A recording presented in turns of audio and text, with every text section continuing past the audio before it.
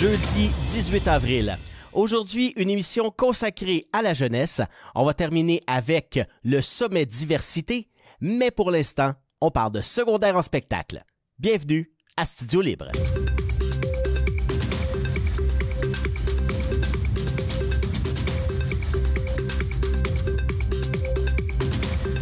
On dit souvent que le parascolaire tient les élèves, surtout au secondaire, à l'école et les incite à terminer leurs études.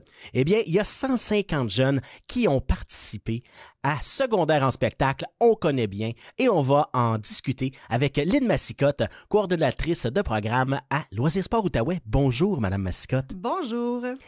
Donc, on parle de Secondaire en spectacle. C'est un spectacle qui est connu, c'est une organisation qui est rodée au quart de tour. Mais d'année en année, j'imagine, il faut évoluer. On va aller dans d'autres voies aussi. Et les jeunes nous proposent des activités artistiques qui sont vraiment différentes et très, très de leur temps, là. Oui, tout à fait. Il y a les artistes sur scène, ils vont dans toutes les disciplines des arts de la scène, autant de la danse à claquettes qu'on a vu cette année, à de la variété, de la magie, du chant, solo, piano, voix, des groupes de musique. On a eu beaucoup de groupes de musique cette année qui font dans le jazz, dans le punk rock. Vraiment, c'était tellement diversifié cette année au niveau des artistes. C'était vraiment intéressant de les voir aller. Puis on a aussi d'autres volets qui couvrent tous les aspects des arts de la scène, tu sais, des volets jeunes journalistes, jeunes organisateurs, jeunes techniciens, jeunes animateurs aussi. Fait que ça vient vraiment englober tous les arts de la scène puis les métiers qui sont possibles autour de ça. Parce qu'on oublie souvent, on parlait hors d'onde de jeunes techniciens, ben ça prend des gens pour opérer ces machines-là. Ça prend de la relève, en effet. Ça prend de la relève parce que on s'imagine que, bon, aujourd'hui avec les ordinateurs, et ça, on avait un discours un peu comme ça au début des années 2000, bon, les ordinateurs vont tout régler, tu pèses sur un piton puis fini. Non, mais ça prend quelqu'un pour le programmer. Là, moi, je le fais et puis mais pour le changement direct, de scène aussi, oui, pour brancher les fils de guitare, pour amener le clavier au bon endroit. Donc, vraiment, par exemple, au final régional du 10 et 11 avril, nos jeunes techniciens ont suivi l'équipe technique toute la journée, l'équipe de perfection. Donc, ils ont pu faire les tests de son avec les artistes puis opérer le spectacle en tant que tel aussi au niveau de la technique. Moi, pour être un technicien dans l'âme, ça me parle, ça m'aurait parlé à l'époque au secondaire parce que c'est quelque chose aussi de passionnant qu'on oublie souvent. Parce que oui, c'est beau d'avoir du monde en avant de la scène, mais si le micro marche pas, s'il n'y a pas de système de son qui est installé, s'il n'y a pas de lumière non plus, on verra rien. Donc, ça prend un aspect vraiment technique en arrière. Et Dieu sait qu'aujourd'hui, avec l'évolution technique, les possibilités, il y en a tellement à savoir que c'est une mer infinie de connaissances qu'on peut acquérir. Oui, absolument, vraiment.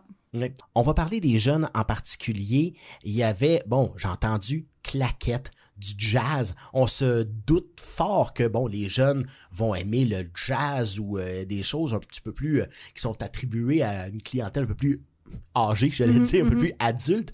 Mais les jeunes sont ouverts sur le monde grâce à Internet notamment. Ils découvrent un paquet de choses que nous autres, peut-être à notre époque, on ne découvrait pas, là. Oui, puis en fait, moi, ce que j'ai trouvé encore plus intéressant cette année, c'était non seulement au niveau de la diversité des disciplines artistiques qu'ils ont fait sur scène, mais aussi au niveau des choix des chansons. Puis je sais pas si, je me rappelle pas les années précédentes, mais on dirait que cette année, vraiment, ça m'a sauté au visage. Mais il y a eu des jeunes qui ont réinterprété du harmonium, du Niagara. Ben c'est ça, c'est comme pour nous, c'est une autre génération. Puis imagine pour eux qui sont encore plus jeunes que nous, qui ont il y a une espèce, c'est ça, une intersection des générations qui ont décidé de faire des chansons qui sont d'une autre époque pour eux. C'était beau. Mais à la sauce 2024, j'imagine. Oui.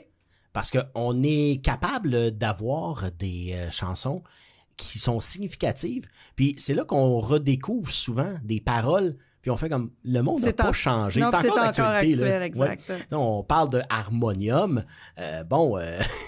Ça peut paraître lointain, même si c'est avant moi. Ouais. Puis il y a même une jeune qui a repris du Édith Piaf. Non, je ne regrette rien. Le monde des Stones. Il y a eu vraiment des belles interprétations qui ont été faites de chansons d'une autre époque. Ça peut aussi, on en parlait en pré-entrevue, sortir un peu les élèves de leur cocon. Souvent, le secondaire, on sait, c'est une époque qui est assez ingrate pour certains, mais de pouvoir s'exprimer artistiquement parlant, j'imagine que ça doit combattre aussi, on parle souvent d'anxiété chez les jeunes, il doit y avoir des belles histoires. Il y a des histoires incroyables qui sont sorties depuis toutes les années de secondaire en spectacle, mais tu sais, notamment le parascolaire et les activités culturelles, tu sais, ça permet justement la prévention de la délinquance, de la dépression, le bris de l'isolement, ça leur permet de sortir de leur anxiété aussi, puis de s'affirmer, une espèce de sentiment d'appartenance aussi à l'école, aux arts de la scène qui se déploient. Puis, tu sais, il y a eu une histoire l'année passée qui, à chaque fois, moi, me donne des frissons. Une jeune journaliste, on a aussi le volet jeune journaliste, elle avait fait une entrevue au journal Le Droit, où elle avait dit qu'elle voulait être la prochaine Céline Galipo. Puis suite à la publication de l'article, Céline Galipo l'a appelée. Puis elle est allée faire un stage à Montréal à Radio-Canada. Donc, c'est des histoires comme ça tellement inspirantes. Puis elle est revenue me voir cette année en me disant « Merci, madame, ça a changé sa vie littéralement. » Tu sais, des fois, c'est un point tournant, ça arrive au bon moment. J'ai vu des artistes gagner qui se sont effondrés en pleurs parce qu'ils étaient tellement fiers d'eux. Ils étaient tellement émus de voir leur capacité à affronter justement leur anxiété, leur peur. Puis une fois que ça a été fait, c'était une immense fierté pour eux d'avoir affronté ça. Puis moi, quand je les vois aller, ça m'émeut à chaque fois. Puis c'est un peu pour ça qu'on fait ça aussi. On connaît pas souvent l'histoire qu'il y a derrière tout le chemin parcouru. Parce que, c'est quelqu'un qui souffre d'anxiété réussit à même gagner. C'est normal qu'à un moment donné, le flot d'émotions va ressortir. Et puis, souvent, on va dire, mon Dieu Seigneur, il réagit donc bien fort. Mais c'est que, justement, il y a tout un chemin qui est parcouru. Vous le voyez. Ouais. Et puis, les impacts que ça a, on en parlait, pour la jeune journaliste, mais ça doit avoir des impacts pour tous les autres jeunes, pour la vie future. Oui, absolument. Je pense qu'il y en a qui c'est un choix de carrière, que ça confirme un choix de carrière, qui font, OK, moi, c'est là-dedans que c'est ça que je veux faire. Je veux faire de la scène. On en a, d'ailleurs. Oui, puis je veux dire, on a des beaux exemples dans la région aussi. On en parlait aussi hors d'onde, mettons, Daniel Coutu, Laurence Nerbonne, qui ont toutes participé à Secondaire en spectacle. Puis ça leur a confirmé que c'était ça qu'ils voulaient faire dans la vie.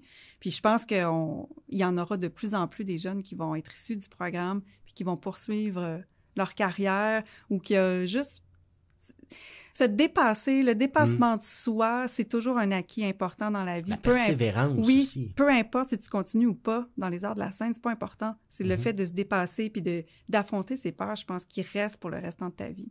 La peur numéro 1, chez les adultes notamment, c'est souvent nommé comme étant parler ou s'exprimer devant le public.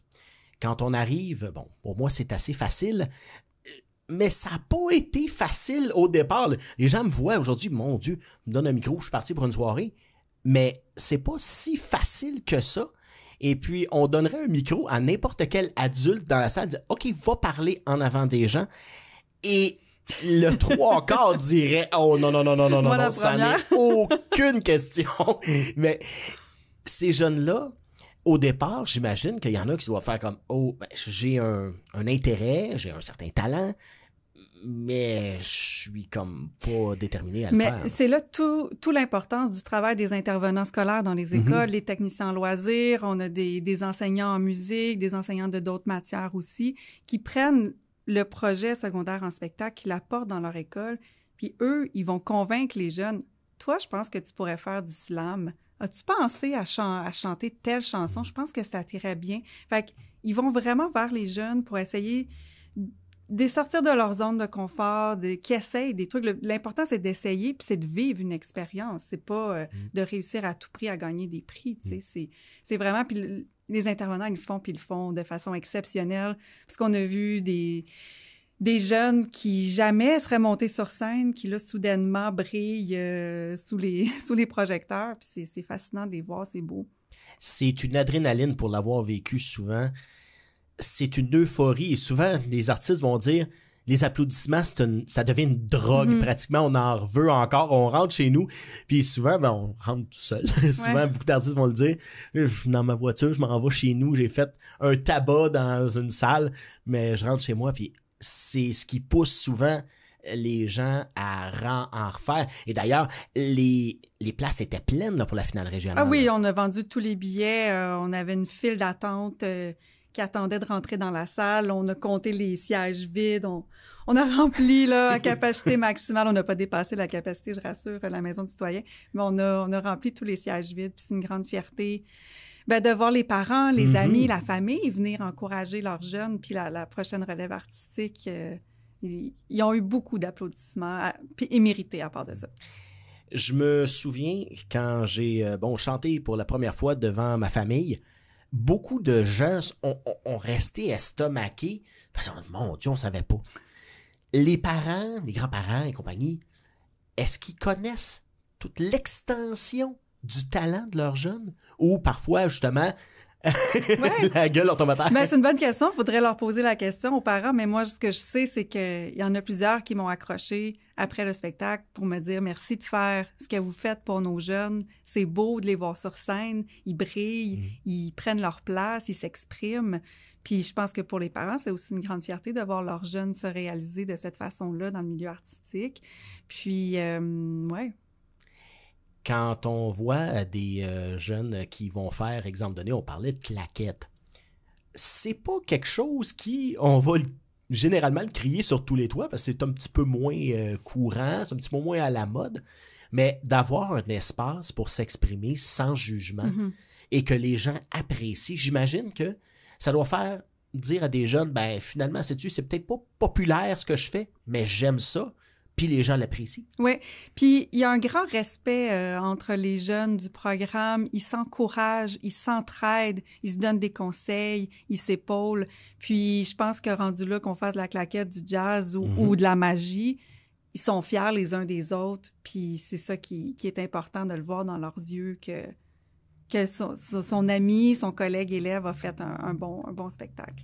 Pour des jeunes qui souvent, peuvent être un peu plus introvertis ou un peu plus seuls dans leur coin, d'avoir cette communauté-là d'un spectacle, on parlait de 150 jeunes qui s'encouragent. J'imagine que tu vas être des amitiés qui sont très fortes. Oui, absolument. Puis on a vu des beaux exemples là, l'an dernier au rendez-vous pan-québécois, qui est la dernière étape du programme. Cette année, ça a lieu à Thetford du 30 mai au 2 juin. Des filles d'écoles différentes qui sont même pas à proximité les unes des autres. L'Outaouais, c'est grand. Puis, elles sont encore amies. Puis, elles sont même devenues bénévoles à secondaire en spectacle. Donc, elles me donnent un coup de main de temps à autre, ce qui est super apprécié. Mais leur amitié est née de la finale provinciale.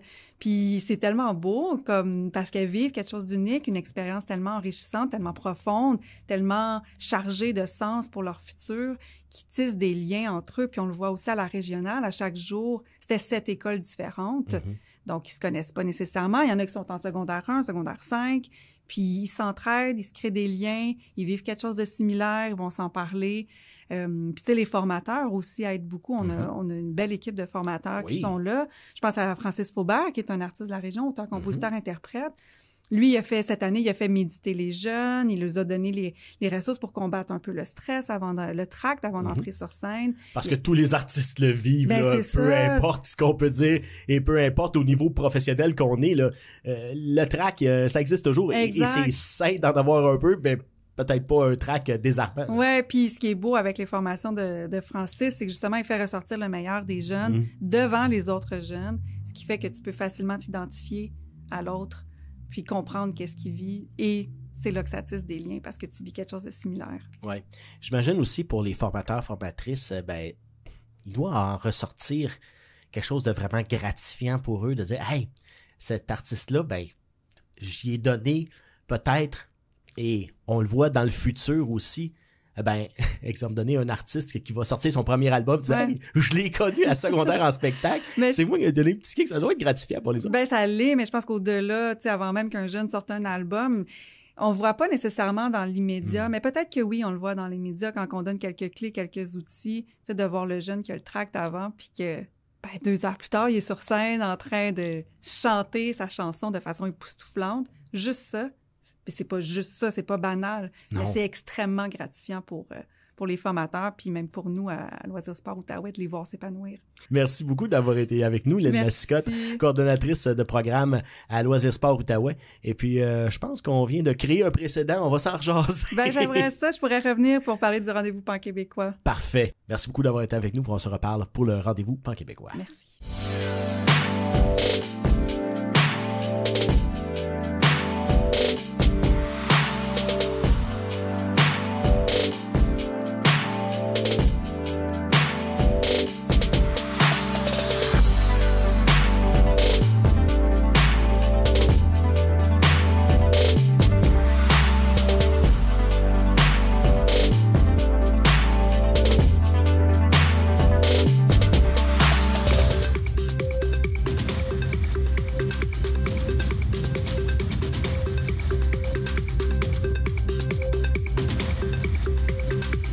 La police de Gatineau a décidé d'interroger les jeunes de première à troisième secondaire des écoles de Gatineau pour qu'ils créent une police qui leur ressemble.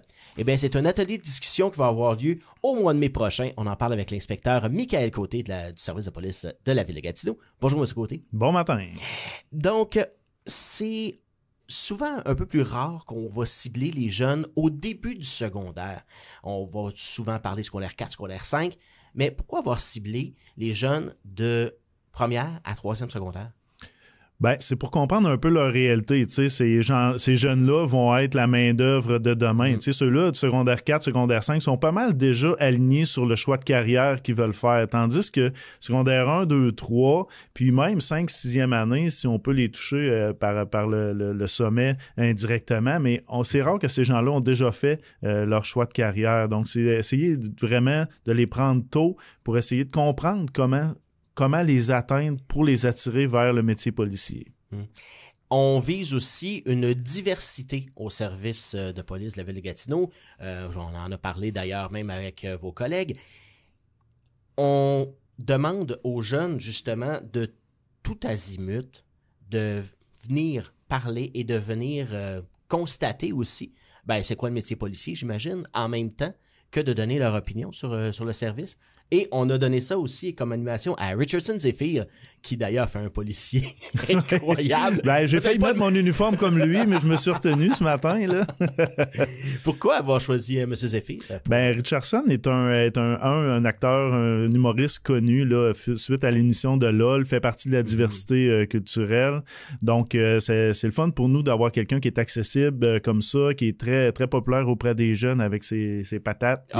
Oui. Donc, tu sais, le choix s'est comme porté sur lui assez rapidement en début de projet. On voulait réussir aussi à attirer ces jeunes-là vers quelqu'un. Tu sais, c'est sûr que d'avoir quelqu'un qui est connu, c'est plus facile d'attirer les jeunes vers notre événement. Puis Richardson, dès le début, était très intéressé puis très accessible. J'ai discuté avec lui sur Instagram. Donc, c'est vraiment quelqu'un qui est très accessible, passé par son agence. Puis, tout a été super facile, très intéressé dès le début. Donc, c'est vraiment le fun de pouvoir l'accueillir dans nos locaux au Centre Brancheau-Brière pour cet événement-là.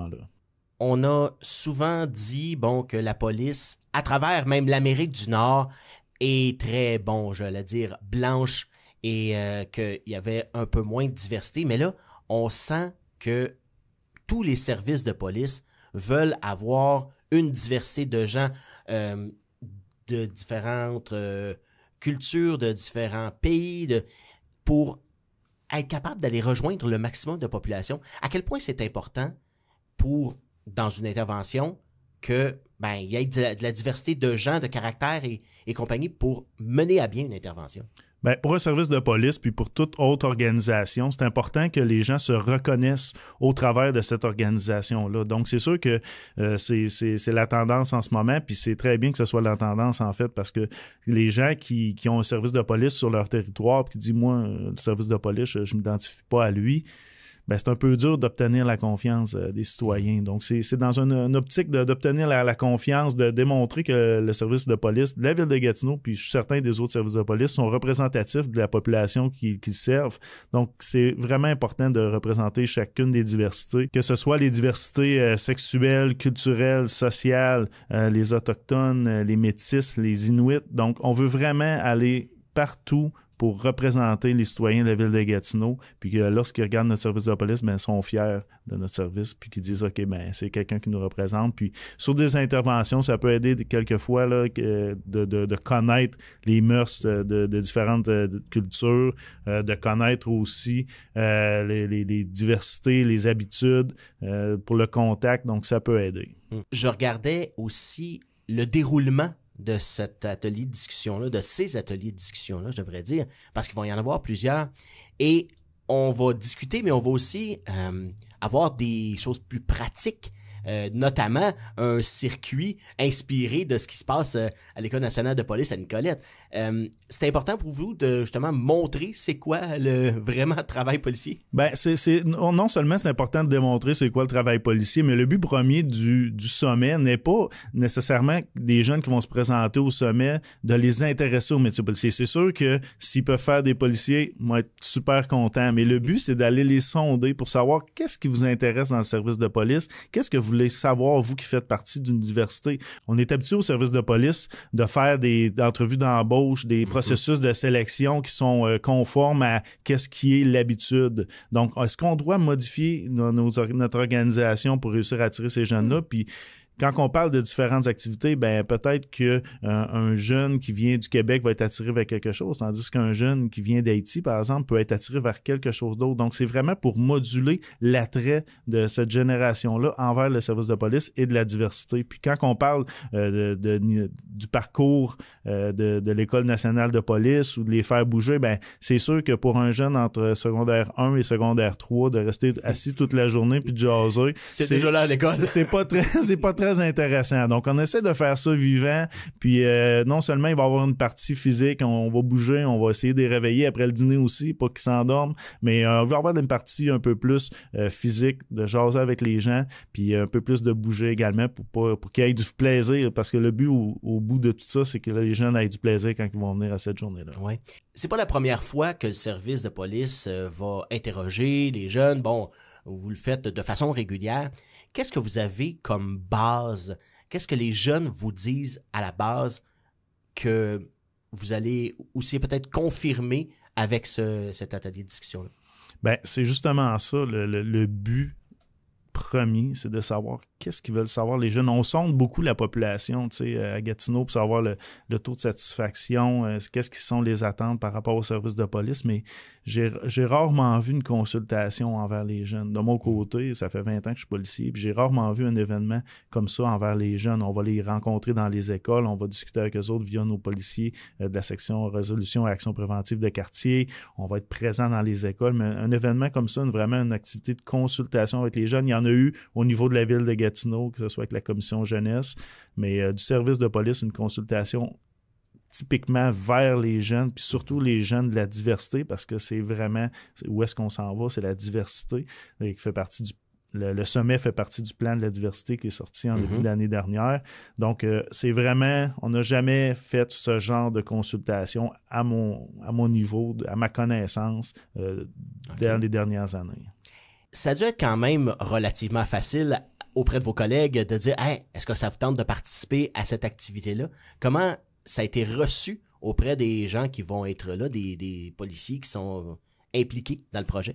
On est déjà en train de fignoler la présence des policiers, mais chaque personne qu'on a approchée, on dit « Ah oui, ça m'intéresse, ah oui, je veux y aller ». C'est pas quelque chose que les gens sont rébarbatifs. C'est très positif comme événement. Tu sais, on est habitué dans un service de police qu'on fait affaire avec des appels, c'est plus négatif. C'est rare qu'il y ait quelqu'un qui va appeler la police avec des ballons, puis « Hey, ça va bien! » Yeah! Non, tu sais, on appelle la police quand ça va pas bien, mais des choses comme ça, c'est extrêmement positif, puis les gens au service de police de Gatineau ils sont très engagés envers ce genre d'événement-là. Puis on n'aura pas de problème à trouver personne. On a parlé du déroulement un peu, quelques activités, mais les jeunes qui sont intéressés doivent quand même avoir un certain intérêt et puis le démontrer. Donc, doivent s'inscrire, mais il y a quand même une petite particularité à l'inscription, là. Ben, à petite inscription, c'est certain que, tu sais, on vise d'avoir environ 150 personnes dans notre sommet, donc combien est-ce qu'on va avoir d'inscriptions? Ça, c'est certain qu'on ne le sait pas pour le moment, mais c'est sûr que par la suite, il y a un petit processus de sélection qui va se faire. Donc, de là vient le petit texte de motivation d'une 100aine de mots pour venir dire qu'est-ce que je peux apporter, moi, comme personne à ce sommet-là? On cherche des jeunes motivés, des jeunes qui sont expressifs, qui vont être capables de nous expliquer, qui vont être capables de prendre des notes dans leur petit calepin, ça c'est plus tard, mais on veut des jeunes qui sont capables de bien s'exprimer puis capables de nous démontrer. Donc, on veut pas des jeunes qui viennent juste passer la journée là pour passer une journée. On veut des jeunes qui sont participatifs. Puis c'est certain que dans notre formulaire d'inscription, ben on y va parce qu'il faut identifier le genre de diversité qu'on va avoir, faire des groupes homogènes. Donc on y va de ce côté-là pour être certain qu'on rejoint toutes les diversités et qu'on a des groupes homogènes de ce côté-là. Qu'est-ce que vous pensez que les jeunes vont retenir et qu'est-ce que vous espérez qu'ils retiennent de cette activité-là? J'espère qu'ils vont avoir passé une belle journée parce que c'est beaucoup d'organisations, on pense à eux, on l'organise en fonction d'eux. Tu sais, c'est dur on a consulté la commission jeunesse parce que, tu sais, pour moi, Michael, 40 ans, j'ai pas l'intérêt d'un jeune entre 12 puis 15 ans, là, tu sais. Donc, c'est vraiment d'aller voir qu'est-ce qu'ils ont besoin. On s'est fié sur eux autres, la commission jeunesse, pour qu'est-ce qui était un peu notre slogan. On a eu une petite idée, on l'a modifié, mais, tu sais, ça vient tout de la commission jeunesse, ce côté-là. Donc, c'est vraiment qu'ils vont passer une belle journée. Puis si on les a intéressés au métier policier, puis non seulement à Gatineau, mais le but, c'est voici c'est quoi la police. Puis on travaille tous ensemble au Québec là, pour essayer d'attirer les jeunes vers la police parce qu'on fait tous le même travail, on a tous le même but. Puis on veut vraiment que les jeunes soient intéressés puis qu'ils aient une belle journée avec nous. Ben, on l'espère, on le souhaite. Merci beaucoup, inspecteur Michael Côté. Donc, je rappelle, les jeunes qui veulent s'inscrire, bon, j'imagine on peut le retrouver sur le site du service de police, oui, le police.gatineau.ca. Puis sur nos réseaux sociaux, on a également Richardson qui a fait de la petite pub hier à ce niveau-là. Donc, on invite tout le monde à aller s'inscrire, les jeunes entre secondaire 1 et secondaire 3. Ben, merci beaucoup. Et merci puis, beaucoup. On va en parler probablement après l'événement aussi, savoir qu'est-ce qu'on en a tiré. Oui, merci beaucoup.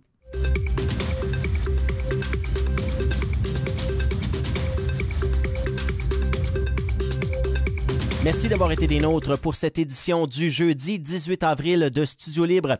J'aimerais remercier mes invités. Tout d'abord, l'inspecteur Michael Côté du service de police de la ville de Gatineau et aussi Lynn Massicotte, coordonnatrice de programme chez Loisirs Sport Outaouais.